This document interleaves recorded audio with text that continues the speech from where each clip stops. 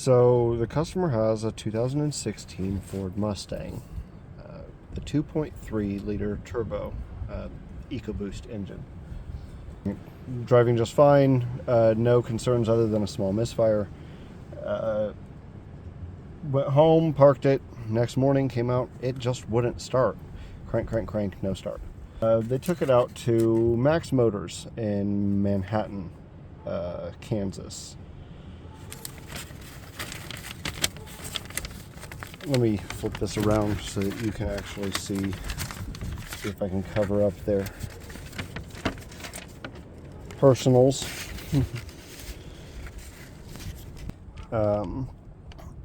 Vehicle will not start. Check and advise.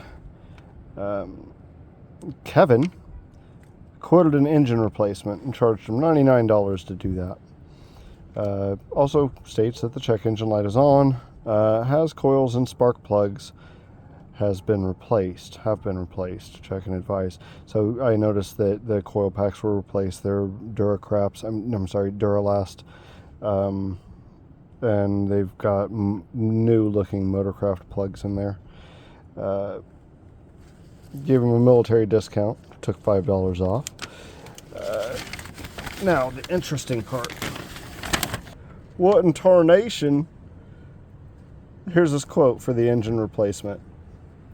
Both timing chains and phasers. What? Both turbochargers. A twin turbo 2.3. So they got the work orders mixed up and gave him a full quote for an F-150 job.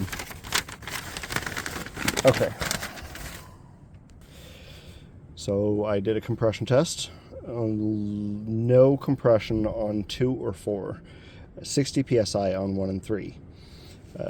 That's kind of par for the course for a broken timing chain.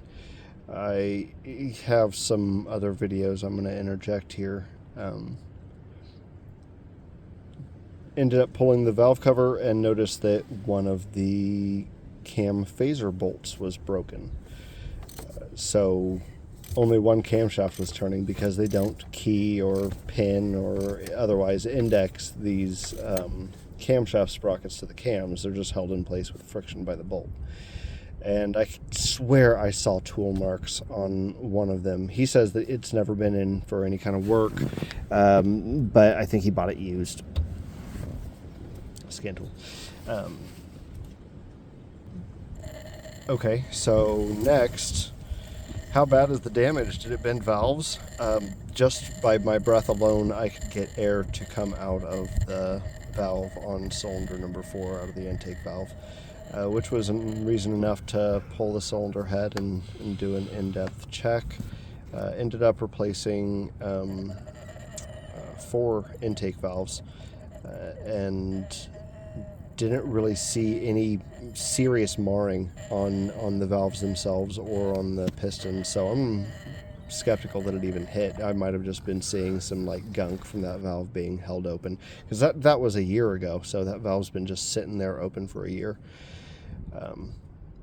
Also noticed a little bit of coolant in the oil, and that would match his misfire codes. I guess the EcoBoost, earlier EcoBoost, like up to 2019, had head gasket issues, just the thin wall between the cylinders. They put a little coolant channel there, and it allows coolant to it doesn't give the head gasket much to bite, so the head gasket wears out over time.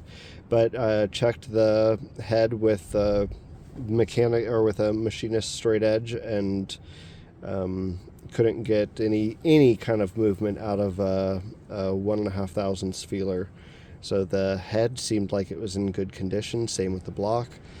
Cleaned everything up and reassembled with a new chain, new bolts for the phasers and the crankshaft, because the crankshaft pulley is also not keyed or indexed. It'll just sit there and spin free.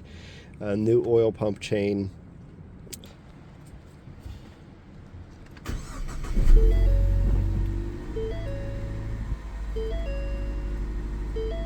Yeah, door and trunk and hood, everything's open. No lights. Actually running pretty good.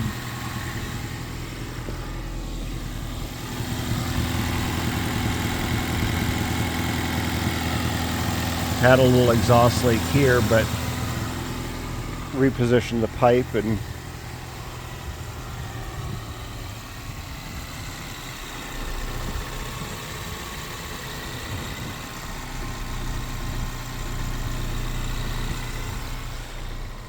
ready to button her up. I guess the moral of the story here is sure, an engine replacement would have fixed the issue. It would have ran, and they wouldn't have complained if they just bit the bullet and spent the like $8,000 or $10,000 through Ford to get a new long block. But it's not what was needed. I was able to do it for significantly less, and not because I work for cheap. My labor rate's $120 an hour, and I bought some Ford parts. I bought a Cloy's timing set, some Felpro gaskets. Not really scraping the bottom of the barrel for parts either. I just didn't do more than what was needed to get it running. I'm sure a new long block might have cured the head gasket problem. I hear that they updated the blocks in 2020, so that the new ones, they're getting through the dealers, have this issue corrected. They've got a hole drilled instead of a slot cut or some such nonsense. But this engine made it 120,000 without head issues. And they didn't even really notice. The only reason that I saw coolant sitting is because it has sat for over a year without running or getting oil changes. Something to keep an eye on in the future, but always question the diagnosis you get from dealer or even shops.